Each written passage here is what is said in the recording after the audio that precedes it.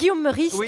vous êtes présent aussi. Présent. Vous avez envoyé votre SMS. J'ai envoyé présente aussi, ça n'a pas marché. Exactement. Voilà. Et donc, quand vous l'avez envoyé, vous pouvez y aller. Je vous Oui. autorise à faire votre chronique. Bah justement, c'est la journée des solidarités sur France Inter. Alors nous, dans notre émission, on a toujours été solidaires entre nous, hein, c'est vrai. Moi, quand j'ai surpris Clara Dupont-Mono en train de rouler une pelle à Pierre Gattaz dans les couloirs de la maison de la radio, ben j'ai rien dit à personne. Quand Chewbacca a besoin de pognon pour aller au concert de Lara Fabian, je lui prête. Voilà. Et je sais aussi qu'Alex donne régulièrement ses chemises à Emmaüs. Bon, Emmaüs refuse parce que voilà, ça rend les sans-abri épileptiques. Mais quand même, on est solidaires entre nous. Mais les Français sont-ils solidaires en général? C'est la question que je suis allé leur poser ce matin. Solidaires, par exemple, au niveau de l'accueil des réfugiés. Nous, on n'a pas à accueillir de réfugiés. Ah, mais là, alors ceux qui arrivent et qui fuient la guerre. Non. Qu'on les laisse se débrouiller, enfin, entre parenthèses. Voilà, là, on est sur de la solidarité entre parenthèses. Voilà. Ça, c'est assez spécifique. Entre deux descentes de CRS aussi, c'est la même solidarité. Mais sinon, par rapport aux autres pays, comment la France est-elle solidaire selon ce même monsieur? Comme les autres pays. Hein. Pas plus, pas moins. Je parle des pays civilisés. Hein. Je parle pas de l'Afrique. L'Afrique, ils sont pas civilisés? Non. Citez-moi un pays africain qui a une civilisation égale à la nôtre. Mais ça veut dire quoi, égal?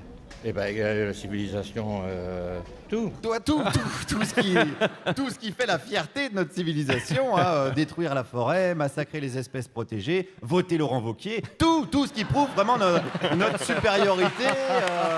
Il y a plein de choses comme ça. Avoir un beau parlement, par exemple, hein, des députés qui sont solidaires entre eux aussi, hein, qui se serrent les coudes. Enfin, vu le nombre de femmes, on devrait dire qu'ils se serrent les couilles. Mais bon, voilà, on est solidaires. Nous, on laisse crever les gens de froid dans les rues, d'accord. Mais bon, faut voir qu'il y a des riches quand même qui continuent de défiscaliser tranquillou, de manière solidaire, hein, n'est-ce pas, madame? Les riches, ils ont bien assez d'impôts. Ben non. Ah bon? Bah bien sûr. Et c'est malin ça, parce qu'on dit qu'ils sont riches forcément, mais ils payent plus d'impôts que les autres alors. Ah bah oui, mais ils sont encore riches du coup après. Eh ben c'est qu'ils ont travaillé. Hein. Ah, Ceux des qui fois. foutent rien, ils sont pas riches. C'est bien fait pour eux. Eh ben voilà, ça c'est une autre forme de solidarité.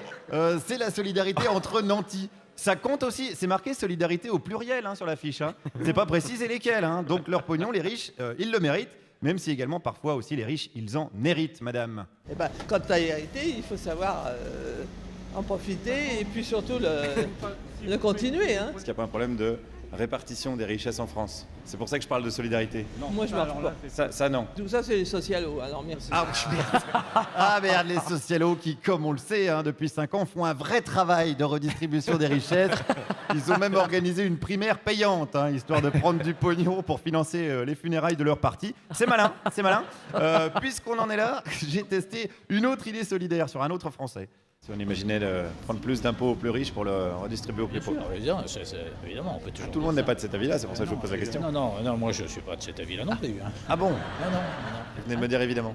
Mais on peut l'imaginer. Ah oui, il ne faut pas le faire. On ne peut pas faire n'importe quoi. Voilà, là on est sur une solidarité basée sur l'imagination. D'accord, ça c'est spécifique. Là je m'adresse aux chômeurs hein, qui sont devant nous aujourd'hui. Puisqu'on est, voilà, alors, il est quoi, 17h40, on est jeudi. Donc vous êtes chômeurs, non mais on le sait. Pas la peine de vous cacher, voilà. Eh ben, faites un effort d'imagination, de solidarité, les chômeurs.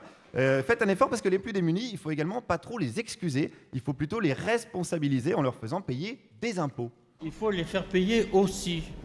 Responsabiliser tout le monde. Mais est-ce qu'ils sont pas déjà responsabilisés, ces gens-là? Non.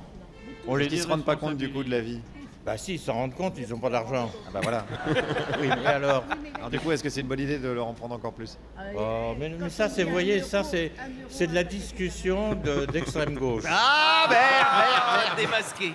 On vit quand même dans un monde où il suffit de dire que la richesse est mal redistribuée pour passer pour Ceausescu. Bon, en même temps, on vit dans un monde où Robert Hue fait une campagne pour un banquier de Rothschild. Donc on vit une sorte de camoulox géant, si vous voulez. Alors concluons d'ailleurs avec une dame qui se retrouve avec une petite retraite après avoir travaillé toute sa vie. Il y a de riches et de pauvres. Il faut voir de riches. C'est le riche qui fait vivre le pauvre. Ah, c'est le riche qui fait vivre le pauvre? Évidemment, monsieur. Donc. Moi, je pensais que c'était l'inverse. Oh non, Je monsieur. pensais que c'était le pauvre qui travaillait pour rendre le riche plus riche. Non. Non, parce qu'on a quand même un partage. Oui, c'est vrai, il y a un partage. 99% en possèdent autant que 1%. C'est un partage. On n'a pas dit équitable. On a dit un partage. Hein, on vit dans une société où même les plus précaires ont assimilé les inégalités sociales comme normales. Alors après l'appel des solidarités, il faudra quand même penser à organiser l'appel de l'égalité. Guillaume Meurice, en direct du studio 104 de la Maison de la Radio.